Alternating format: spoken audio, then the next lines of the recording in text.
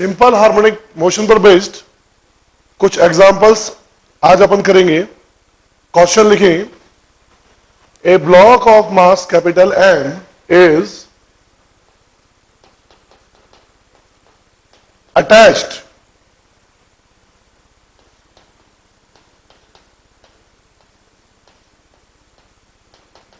to the spring of mass small m.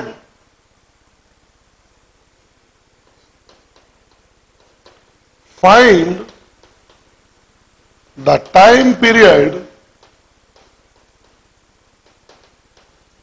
of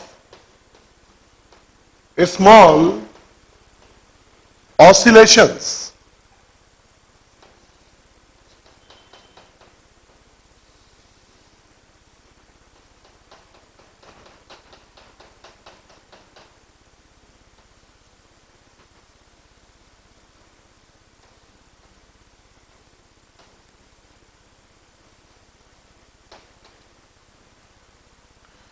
अभी तक हमने जितने भी क्वेश्चन सॉल्व किए उन सभी क्वेश्चंस के अंदर स्प्रिंग को हमने मासलेस लिया था।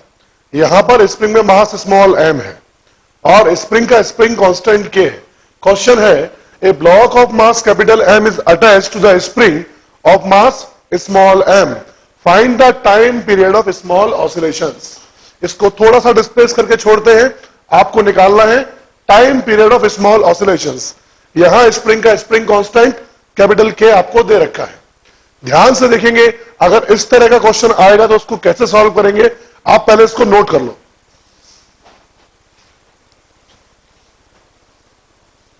क्वेश्चन सभी लोग नोट कर लेंगे।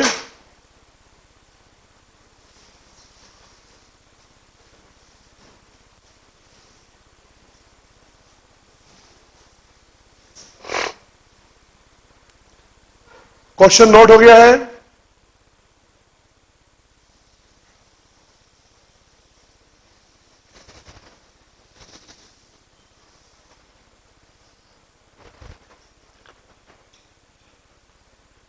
इस क्वेश्चन को एनर्जी मेथड से सॉल्व करेंगे।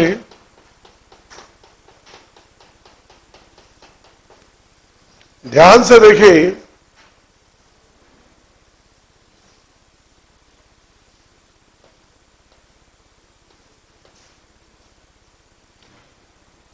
मान लीजिए इनिशियली अभी कोई ऑसिलेशन नहीं है। पूरी बात ध्यान से आप समझेंगे, अभी कोई ऑसिलेशन नहीं है। स्प्रिंग अपनी जो नेचुरल लेंथ है उस नेचुरल लेंथ पर है। Let the natural length of spring is small l।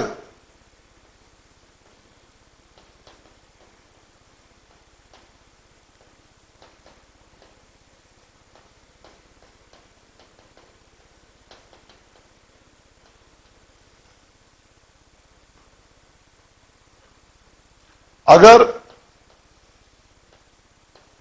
ये लेंथ पूरी L है और M मास के इस ब्लॉक को मान लीजिए हमने V वेलोसिटी प्रदान की, इसके पास मेन पोजीशन पर V वेलोसिटी है। पहले केस में हम ये मानते थे कि काइनेटिक एनर्जी केवल M मास के इस पार्टिकल के अंदर है और स्प्रिंग के अंदर मास नहीं होता, लेकिन पोटेंशियल एनर्जी होती है। अब इसके अंदर काइनेटिक एनर्जी भी होगी क्योंकि मास है। स्प्रिंग का जो ये सिरा है जो डायरेक्टली कैपिटल M मास के ब्लॉक से कनेक्टेड है, उसकी इंस्टेंटेनियस स्पीड हमेशा और हमेशा ठीक उतनी ही होगी जितनी की ब्लॉक की स्पीड है। The instantaneous speed of such end of spring is same as of block of mass capital M। तो इस कोने की स्पीड जो है वो v रहेगी और इस वाले एंड की स्पीड हमेशा 0 रहेगी, क्योंकि ये रिजिड वॉल से कनेक्ट है। तो 0 से और v तक का जो स्पीड का वेरिएशन है वह लीनियर वेरिएशन होगा, यानी यहां पर स्पीड 0,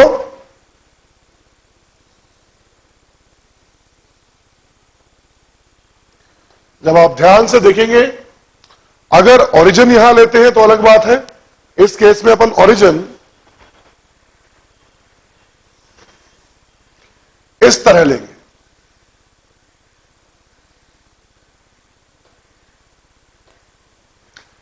यहां स्पीड v और इस एंड तक आते आते लीनियरली ये लंबाई l है, तो स्पीड इस तरह से घटती है। तो speed just like y equals to minus mx plus c, इस तरह ये स्ट्रेट लाइन जैसी घटती है। तो स्पीड v स्लोप हो जाएगी परपेंडिकुलर अपॉन बेस, और नेगेटिव स्लोप है इसलिए माइनस परपेंडिकुलर। ध्यान से देखना, पूरी बात ध्यान से समझना। अगर आप इसको v मान लोगे तो यहां v as a function of time लेना पड़ेगा, इसलिए हम क्या करते हैं, इसको v0 मान लेते हैं। और इसको अगर v0 मान लेंगे तो it is just like v as a function of distance. तो स्लोप m हो जाएगा v0 बाय l, x यहां से डिस्टेंस कि भाई x दूरी पर कोई पार्टिकल है या स्प्रिंग का पार्ट है, उसकी स्पीड क्या होगी, और इंटरसेप्ट इज v0। तो v equals to v0, common ले लिया, इन ब्रैकेट 1 माइनस XYL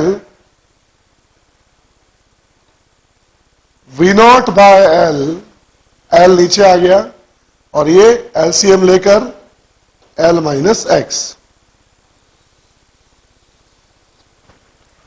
तो इस तरह की स्प्रिंग में अगर आप देखेंगे कि ब्लॉक से x दूरी पर dx लंबाई का स्प्रिंग का एक छोटा सेगमेंट लेंगे तो उसकी स्पीड आप इस फंक्शन से दे सकते हैं। ध्यान से देख लीजिए, क्योंकि अलग अलग हिस्सों की स्पीड अलग अलग होगी और वो लीनियरली वेरी करेगी। यहां होगी जो ब्लॉक की है वो, और यहां 0, तो अपन फंक्शन यहां हम बना सकते हैं। तो इतना आप लोग नोट कर लीजिए। ध्यान से देखिए, अगर इसी डायग्राम को आप यूं बना देते हैं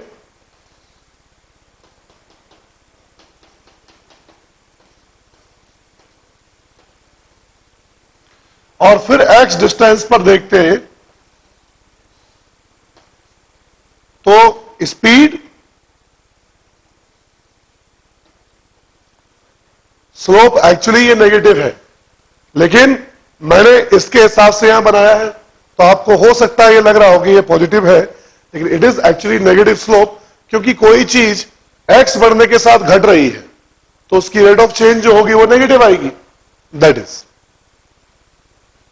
तो यहां अलग से हम लिख लेते हैं velocity as a function of distance. X is the distance from the block. V0 by L, L minus X.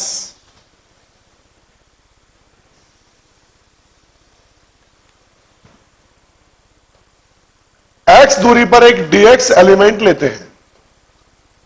ऐसा हम इसलिए कर रहे हैं क्योंकि जब इस ब्लॉक में वेलोसिटी वी नॉट होगी तो इसकी काइनेटिक एनर्जी होगी half capital M V not का स्क्वायर। एक बार तो उस समय इसकी काइनेटिक एनर्जी कितनी होगी ये हमको देखना पड़ेगा, क्योंकि हम एनर्जी मेथड से इस क्वेश्चन को सॉल्व करेंगे तो उस समय हमको ऑल पॉसिबल एनर्जीज लिखना पड़ेंगी। तो जिस समय इसकी energy half M V square है उस समय इसकी क्या होगी ये निकालना है। तो रिलेशन देखते हैं, एक्स दूरी पर जो dx मोटाई का जो स्प्रिंग का एलिमेंट लेंगे तो हम उसके लिए बोलेंगे for element of length dl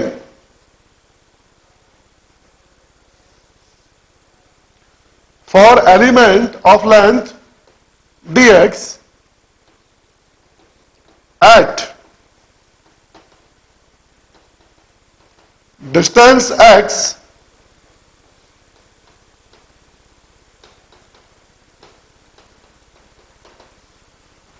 from the block,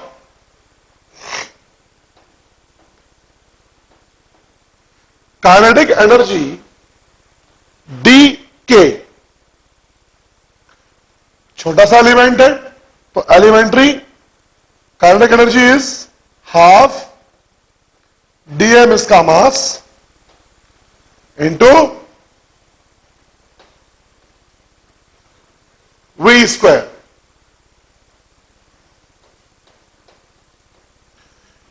इसका मास आ जाएगा मास per unit length.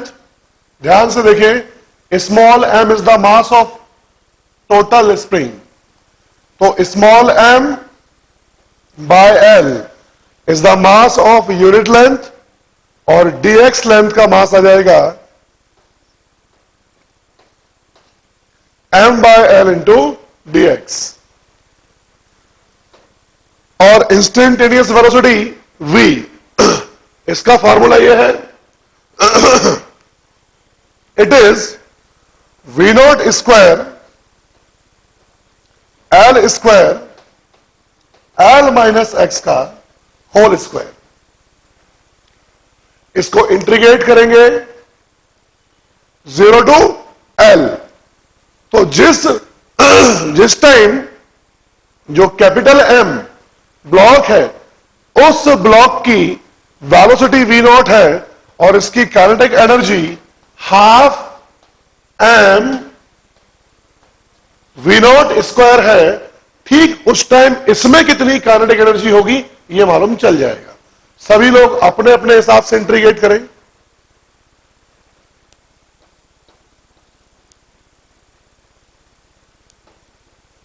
Half m l cube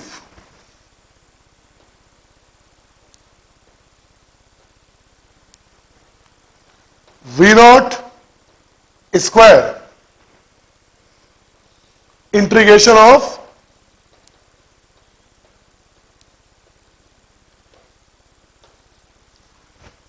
zero to l। इससे पूरी स्प्रिंग की काइनेटिक एनर्जी फाइंड हो जाएगी। इसका आंसर सभी लोग निकालें।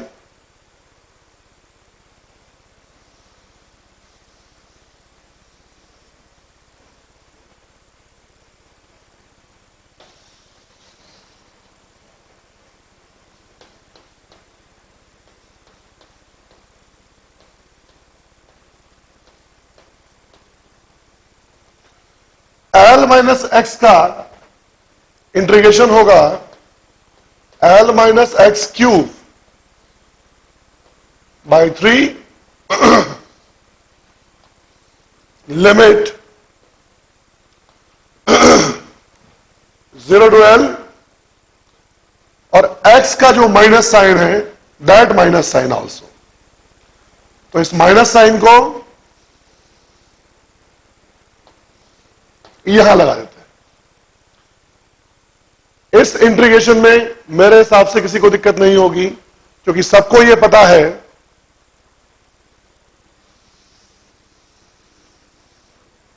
कि if integration of F X dx equals to gx plus c, then integration of f ax, या हम बोलेंगे a plus minus bx equals to, ये जो x के साथ होता है डिवाइड में आ जाता है 1 अपॉन प्लस माइनस b, जो भी हो, तो g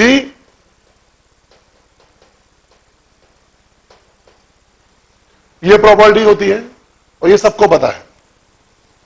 उसी के हिसाब से इसको एज x कंसीडर करके यहां पर, तो ये x³/3 और ये x का साथ में जो मल्टीपल है वो -1 है, तो -1।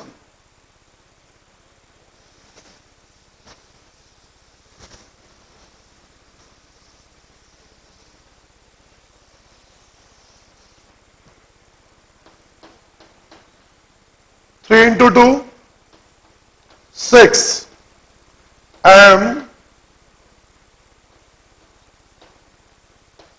With minus sign. जब एक बार यहां पर L पुट करेंगे तो 0 हो जाएगा, 0 माइनस माइनस प्लस हो जाएगा, और जब 0 पुट करेंगे तो L³ हो जाएगा।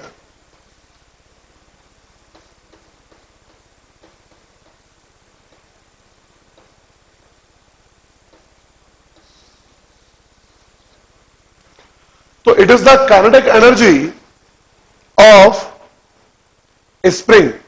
जिस समय ब्लॉक की kinetic energy half m v0² होगी, उस समय इसकी एनर्जी 1/6 m v0² होगी। तो आप ये याद रखें, अकेला इस पर भी क्वेश्चन पूछा जा सकता है, तो याद रखेंगे। अब दोबारा से हम उसी सिस्टम पर आते हैं।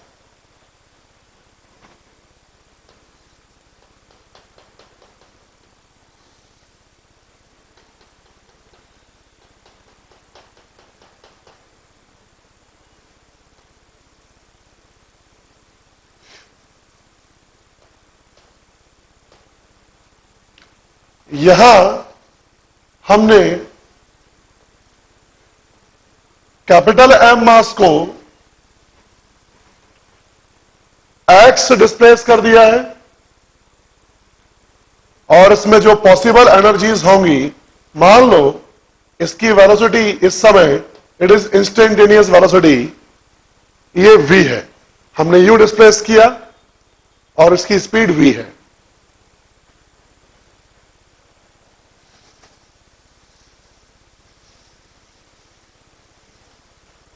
तो टोटल मैकेनिकल एनर्जी E, सबसे पहले स्प्रिंग के अंदर 1/6 mass of spring is small m v²। It is the kinetic energy of spring. Half k x², it is the potential energy of spring। half capital M v², it is the kinetic energy of such block।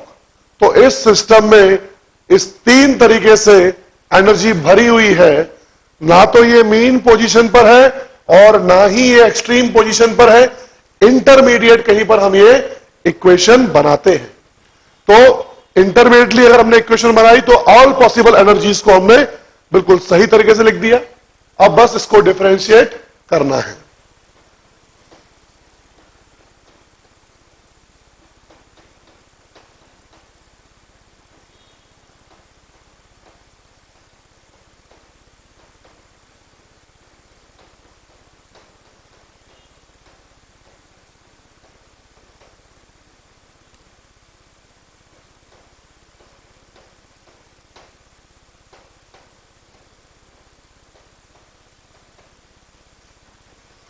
dE/dt को हम 0 put करते हैं, इन सब में v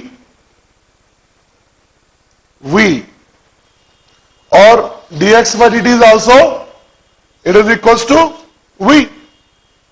पहली बात तो 2 से ये 2 गायब हो जाएंगे और सब में से v गायब हो जाएगा, तो यहां बचेगा, इस 2 से यहां 3 बचेगा, 1/3 m, ये v गायब हो गया और dv by dt is acceleration a plus kx, क्योंकि ये vv गायब हो गया है. Capital M into a because dv by dt is a equals to 0. यहां से capital M plus m/3 into a equals to minus का kx.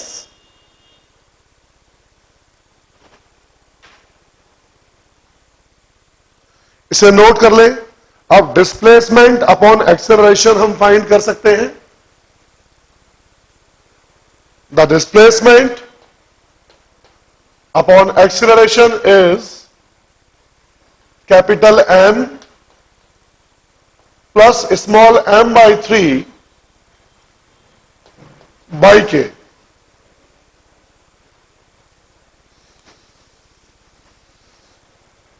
So time period t equals to 2 pi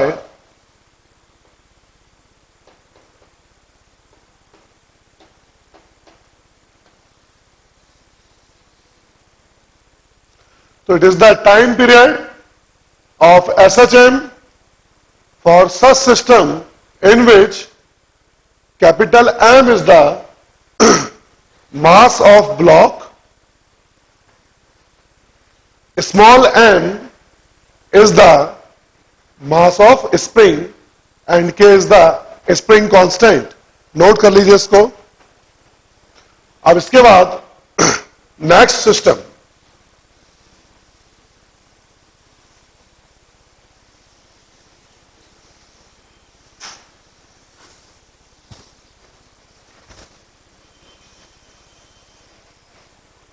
जिसे हम रिड्यूस मास सिस्टम कहते हैं.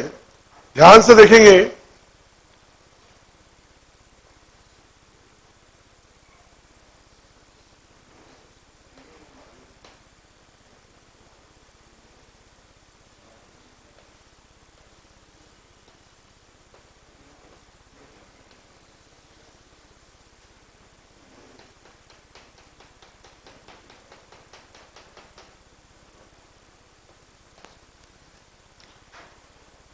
Question है find the time period of small oscillations for given system.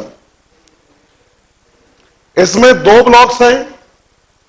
Horizontal frictionless surface के ऊपर इनको रखा गया है और 100% इलास्टिक स्प्रिंग है. Spring is massless, spring constant के.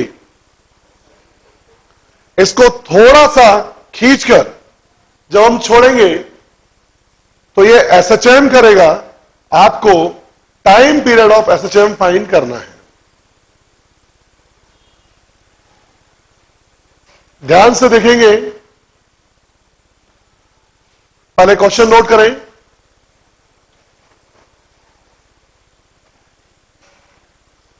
For the given system find the time period of small oscillations.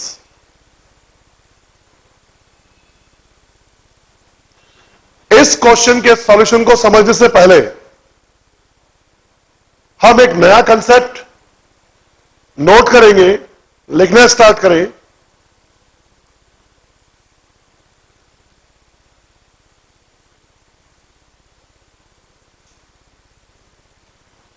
effective spring constant of part of springs. Effective spring constant of parts of spring, ध्यान से देखें, मान लीजिए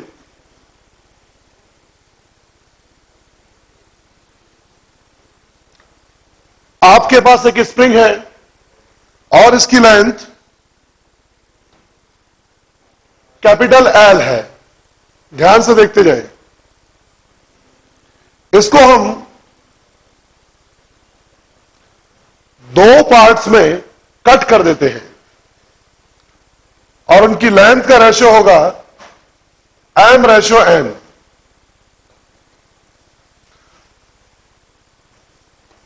individually जो part हमको मिलेंगे उन पार्ट्स का स्प्रिंग कांस्टेंट हमको फाइंड करना है।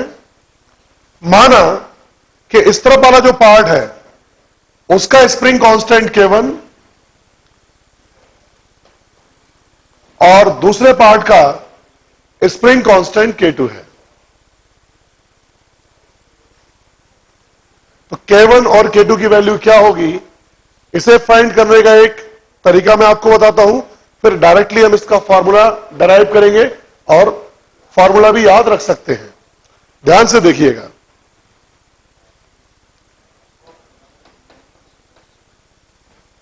मान लीजिए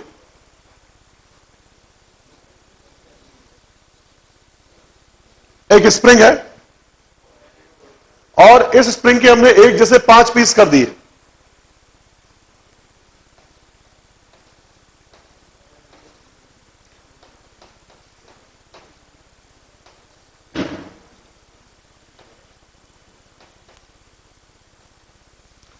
एक जैसे इसके हमने 5 पीस कर दिए।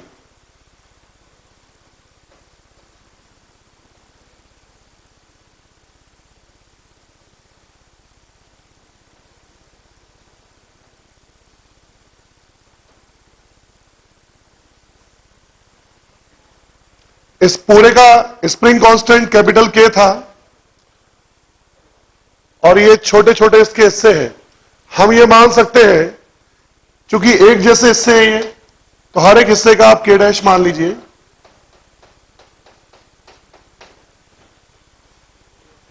और इस बड़ी स्प्रिंग के निर्माण के लिए इनको सीरीज में लगा हुआ हम मान सकते हैं 1/K equals to 1/K' plus 1/K' plus 1/K'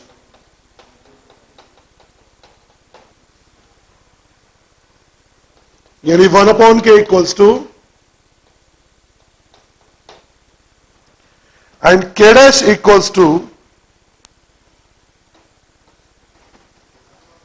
5K।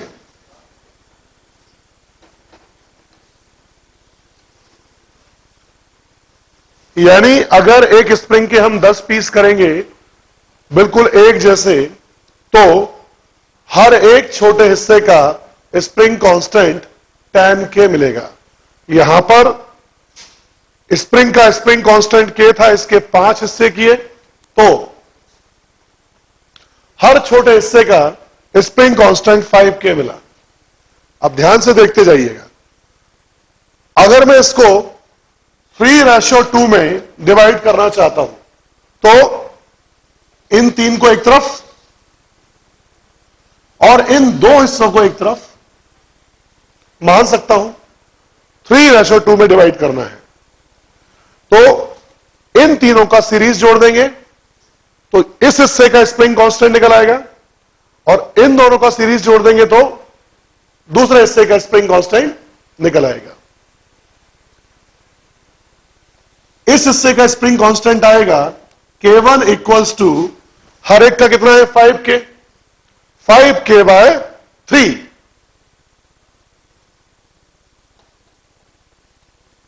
जबकि इसका आ जाएगा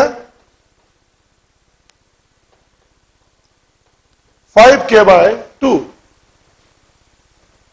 सिंपल सी बात है। तो ठीक ऐसे ही K1 और K2 हम यहां फाइंड कर सकते हैं। ध्यान से देखें,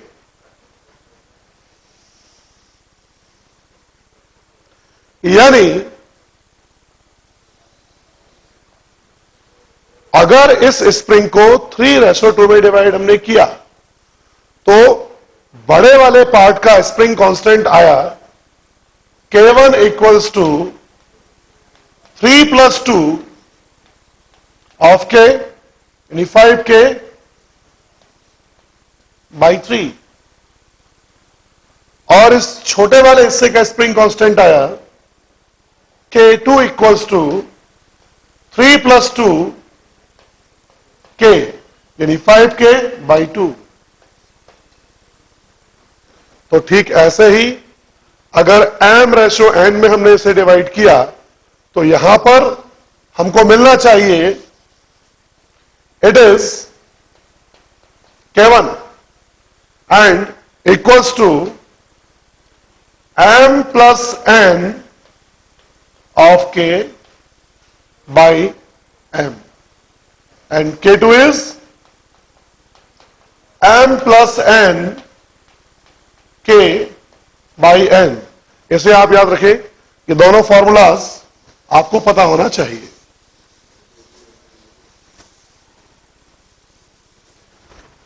Here K1 equals to m + n K by m, and K2 equals to m + n K by n। अगर ये हमको पता है तो जो क्वेश्चन मैंने आपको दिया है उसे हम सॉल्व कर सकते हैं। ध्यान से देखिए, इसको हटाया जाए,